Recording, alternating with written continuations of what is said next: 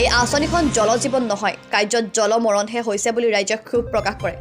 বৰ্তমান চৰকাৰে শ্লোগান দি ঘৰে ঘৰে নল, ঘৰে ঘৰে জল ঘোষণা কৰিছিল যদিও বাস্তৱত এই সমষ্টিটোৰ অন্তৰ্গত বিভিন্ন প্ৰান্তত এই আঁচনিবোৰ ঠিকাদাৰ, মন্ত্ৰী, বিধায়ক, অভিযন্তাৰ ধন ঘটাৰ আঁচনিহে পৰিণত হৈছে বুলি ৰাইজে অভিযোগ উত্থাপন কৰিছে।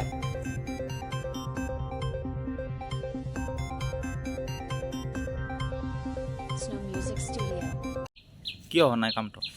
आप कॉन्ट्रेक्टर से बात कर लीजिए, हम मैनेजर हैं। আমাৰ ভোলাগাঁৱৰ দুটা পানী যোগান আঁচনি আহিছিলে। ধৰ্মেন্দ্ৰ নাৰায়ণ কলিতাদেৱে আমাৰ আধাৰশিলা স্থাপন কৰি গৈছিল। তাৰে এখনৰ কাম মোটামুটি আমাৰ শেষে হ'বৰ হৈছে আৰু এখনৰ কাম একো আৰম্ভ সেনেকুৱা শেষ হোৱা নাই।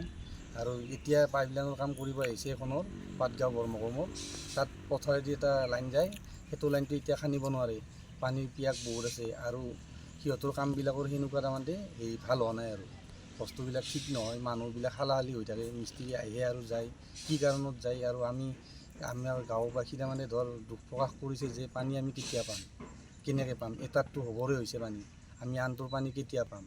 আৰু যিখিনি মানুহ কাম কৰিব আহিছে সেইখিনি মানুহ কিবা অসুবিধা পায় গুচি যায়, পইচা পাতিৰ হয়তো কিবা হেৰি পায়, একো কাম হেৰি নাই।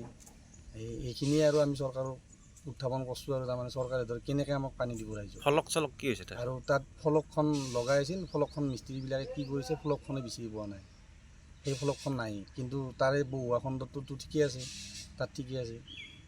ইয়াৰে পথাৰেদি পানী যোগানটো যাবনে নাযাব? এতিয়াতো কেনেকৈ আনিব, এতিয়াতো আনিব নোৱাৰে।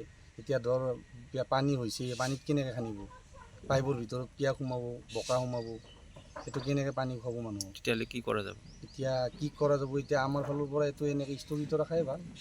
চৰকাৰে নিজে আলোচনা কৰি বা হেৰি কৰি চাই চিতি কেতিয়া কৰিলে ভাল হয়, তেখেতলোকে কৰিলে ভাল হয়। বিধায়কক কি কৰিব ৰমেন কলিতাদেৱক আমি অনুৰোধ জনাওঁ যে এই বস্তুটোৰ বিষয়ে চাই চিতি আপোনাৰ যেনেকৈ উত্থাপন কৰি গৈছিল আধাৰশিলা, ঠিক সেনেকৈ যদি চাই আগবাৰ আৰু ভোলাগাঁওবাসীক আমাৰ হেৰি কৰে, তেতিয়া আমি আনন্দিত হ'ম।